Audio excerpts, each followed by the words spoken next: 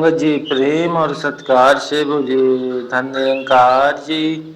सात संगत जी, अहंकार कैसे छूटता है, कैसे छूटेगा अहंकार। आशा करता हूँ सात संगत जी निरंकार की कृपा से आप सभी अच्छे होंगे, स्वस्थ होंगे। सात संगत जी के चरणों में बहुत ही प्रेरणादायक कहानी अनुसार, जिसका विषय है एक इंसान का अहंकार कैसे छूटता है और कब छूटता है और क्यों छूटता है। तो आइए साथ संगत जी जानते हैं कि प्रेरणादायक आध्यात्मिक कहानी के माध्यम से साथ संगत जी मनुष्य जीवन में अगर कोई सबसे बड़ी बाधा है तो वह है अहंकार। यह अहंकार धीरे धीरे इंसान को अंधा बना देता है। साथ संगत जी वह अपनी अच्छाइयाँ गिनता है और दूसरों की कमियां खोजता है और खुद को ईश्वर से ऊपर समझने लगता है। परंतु साथ संगत जी जब जीवन किसी ऐसे मोड़ पर पहुंचता है जहां सिर्फ ईश्वर और सच्चाई साथ होती है, तब वह यह अहंकार अपने आप चूर चूर हो जाता है। तो साथ संगत जी आज की यह कहानी ऐसे व्यक्ति की है जो धन, यश और बल का स्वामी था, मगर अहंकार ने अंधा कर दिया था। लेकिन एक दिन एक ऐसी छोटी सी घटना उसकी जिंदगी में की दिशा ही बदल दी। आइए सुनते हैं प्रेरणादायक कथा। अहंकार का महल बहुत समय पहले की बात है। मगध राज्य में विक्रमसेन का शासन हुआ करता था। वह शक्तिशाली तथा प्रजा उसकी आज्ञा का पालन करती थी और दरबार में उसकी जय जयकार होती थी। लेकिन वह अहंकारी हो गया था। राजा सोचता था कि वह सर्वश्रेष्ठ है, मेरे बिना कुछ नहीं चल सकता, अगर मैं ना रहूं तो यह संसार रुक जाएगा। उसके दरबारियों ने भी उसकी खूब गुणगान किया, क्योंकि सबको अपने लाभ की चिंता थी। धीरे धीरे राजा खुद को ईश्वर से ऊपर मानने लगा। राजा के दरबार में जब कोई संत या ज्ञानी आता तो वह उसकी परीक्षा लेता, उनका मजाक उड़ाता और कहता, अगर तुम सच्चे ज्ञानी हो तो मुझे हरा कर दिखाओ। एक दिन एक व्रत संत दरबार में आए। उन्होंने राजा से कहा, राजन, अहंकार की ओर विनाश अहंकार की ओर ले जाता है। सात संगत जी राजा ने कहा, अहंकार विनाश की ओर ले जाता है, जो अपने को जान ले वही सबसे बड़ा विजेता है। राजा हंसकर बोला, और मेरे सामने अभी झुकते हो, तुम भी झुको, ज्ञान की बातें बाद में करना। संत ने मुस्कुराकर कहा, सात संगत जी राजा समय आने दो, अहंकार खुद झुक जाएगा।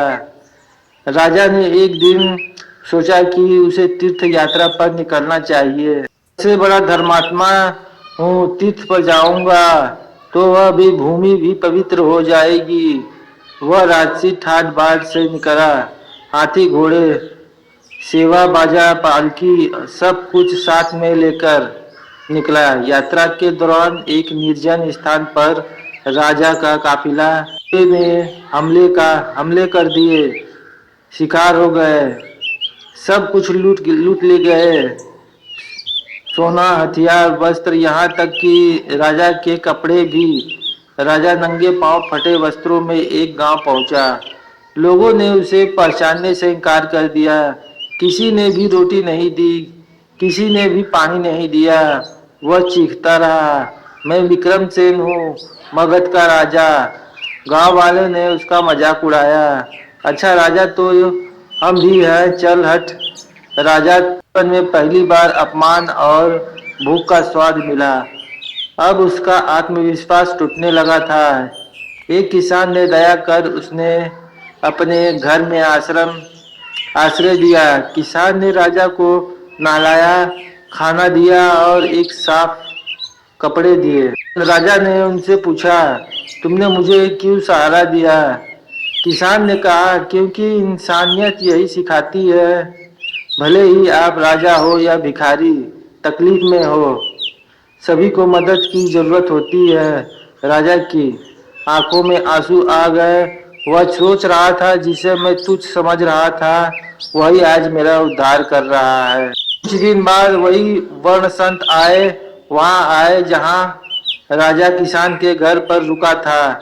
राजा उनके चरणों पर गिर पड़ा।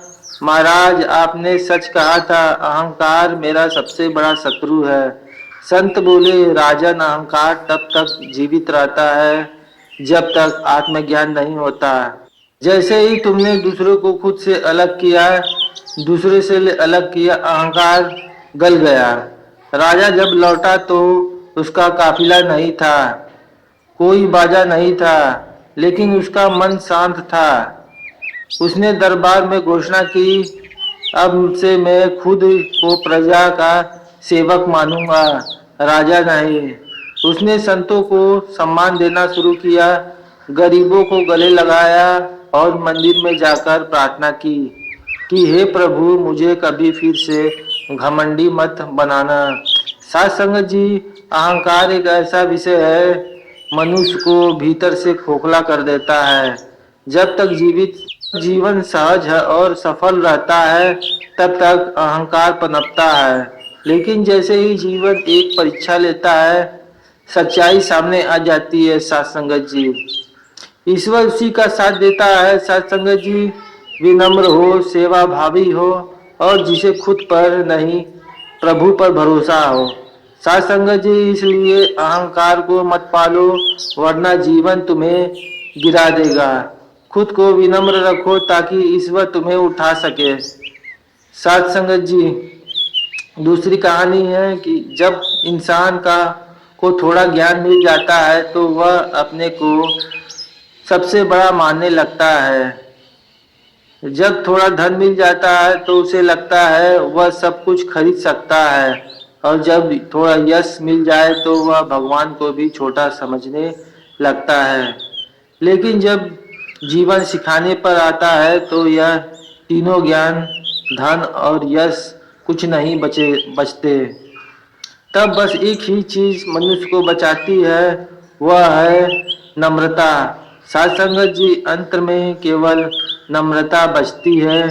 जहाँ एक सीधा साधा ब्राह्मण अहंकार की राह पर चलकर बहुत ऊंचा बन गया, लेकिन फिर जीवन उसे ऐसा पाठ सिखाया जो सदियों तक याद रखा जाएगा। साथ संगत जी, कथा शुरू होती है काशी के एक छोटे से गांव में। वहाँ एक ज्ञानी ब्राह्मण रहते थे जिनका नाम आचार्य सोमदेव था। वे बचपन से ही अत्यंत बुद्धिमान थे। वेद, उपनिषद, तर्कशास्त्र, व्याकरण, सभी शास्त्रों के प्रांगण उनसे शिक्षा लेने आते। उनके चरणों में बैठते, बिना विधा अधूरी मानी जाती है। धीरे धीरे यह ज्ञान उनके मस्तकों में नहीं सर चढ़कर बोलने लगा। केवल एक ही सच्चा विद्वान है, वह है मैं। एक बार एक नवयुवक विद्यार्थी ने प्रश्न पूछ लिया, गुरुदेव, क्या आपसे भी कोई विद्वान हो सकता है? आचार्य ने क्रोधित होकर कहा, मेरे बाद कोई विद्वान नहीं हुआ है और न होगा। मेरे शब्द ही अंतिम है। विद्यार्थी चुप हो गए, मगर अब आश्रम में डर का माहौल था। शिष्य प्रश्न पूछने से डर रहे थे क्योंकि अब आचार्य ज्ञान नहीं दे रहे थे, आदेश दे रहे थे।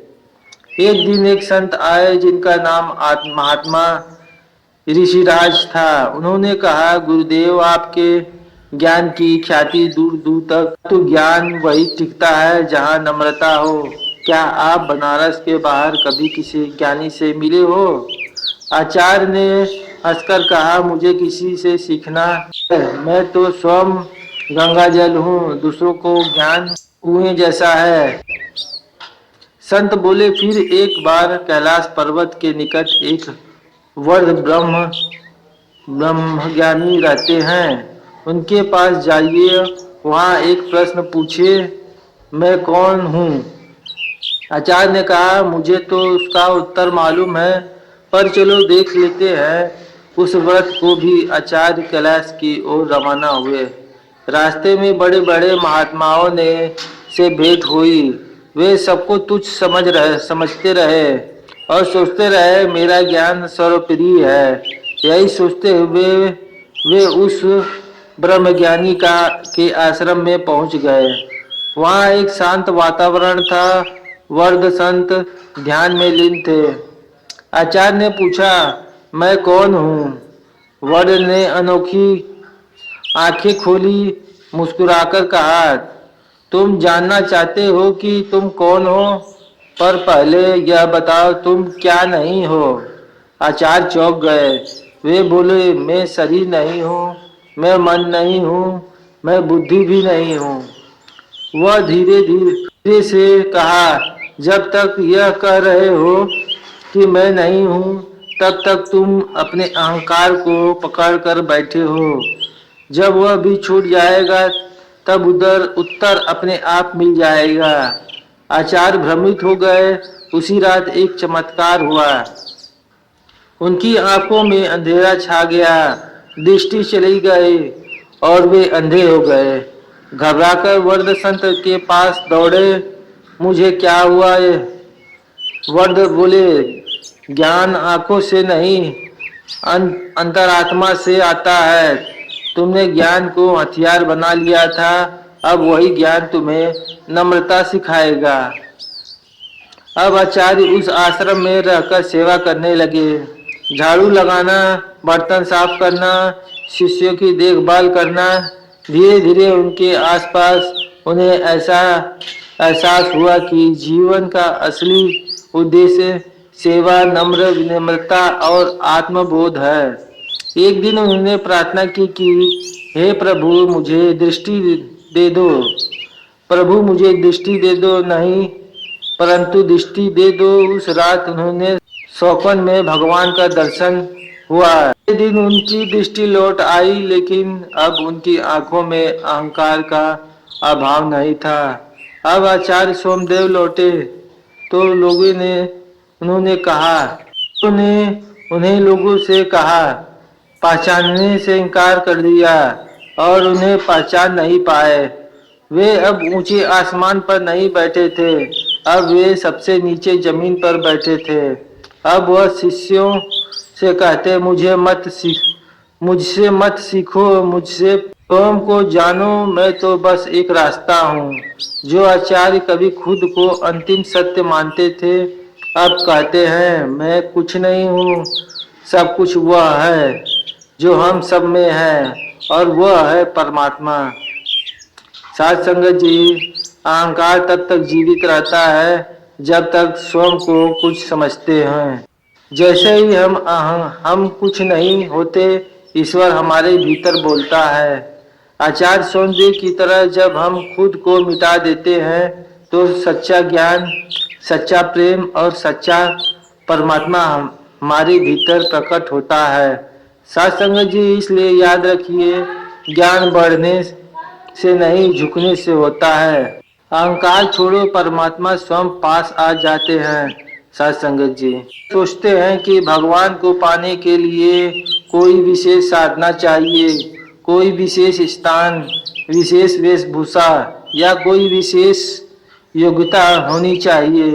परंतु एक चीज ऐसी है जो जब तक भीतर रहेगी तब तक ईश्वर सामने होकर भी अदृश्य रहेंगे, और वह है अहंकार। साथ संगत जी, तक हम खुद को बड़ा समझते हैं, परमात्मा तुम्हारे लिए दूर है। जैसे ही हम खुद को मिटा देते हैं, परमात्मा स्वयं प्रकट हो जाते हैं।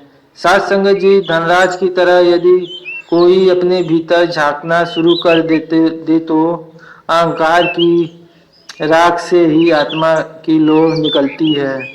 इसलिए साथ संगत जी कहते हैं, अहंकार मिटता है सेवा से, प्रेम से, नम्रता से और आत्मज्ञान से। साथ संगत जी, दास के द्वारा कहे गए प्रेरणादायक कहानी विचार यदि आप जी को अच्छे लगे हो तो वीडियो को लाइक करें, शेयर करें, कमेंट करें, बॉक्स में धन निरंकार जरूर लिखें और दास को आशीर्वाद दे। साथ संगत जी, हर रोज आपके चरणों में ऐसे ही प्रेरणादायक कहानी विचार लेकर आता रहूं। और साथ संगत जी, दास के चैनल यानी हम वनस विचार को सब्सक्राइब जरूर कर दे। साथ संगत जी, प्यार से कहना धन्य निरंकार जी।